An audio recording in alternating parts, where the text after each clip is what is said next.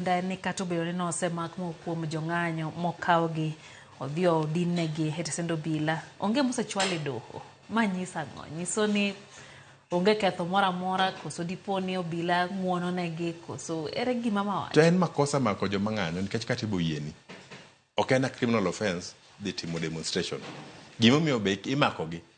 be diere wanono ang'o mimakogi in the first place tang'o mako makgi tigologi within 1 hour 2 hours ni ogolgi bedo release nyiso ni from the first place na onge there was no criminal offense ma jogi no otimo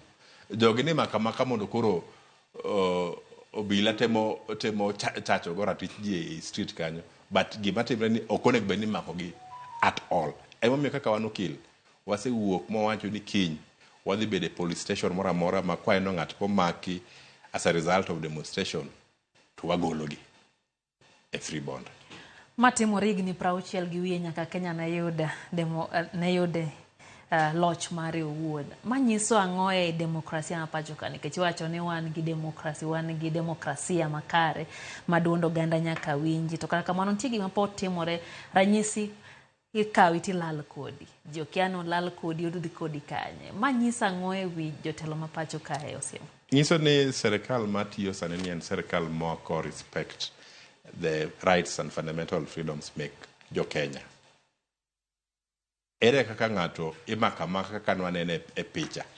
ni ng'ato imakamaka to ilal kode sani ero dhi 24 hours ma pok owinji ni ng'atni otere kanye to ng'ama joma mako ji gin mana polise nikech gin mana gimako joma nosegony ka joma nosegol ka timakogi mokotergi kata e doho nyiso ni serikal matiyo sani serikal maruto ni ok respect the constitution ok gi respect the human rights mek jopiny fundamental rights and freedoms ok gi respect koro mani gima timre e serikal masani they don't respect rights mek jopiny emomiyo sani mako ji ilal gi ji jomoki mako nikech ong'anyo to onge criminal offense magitimo mora mora.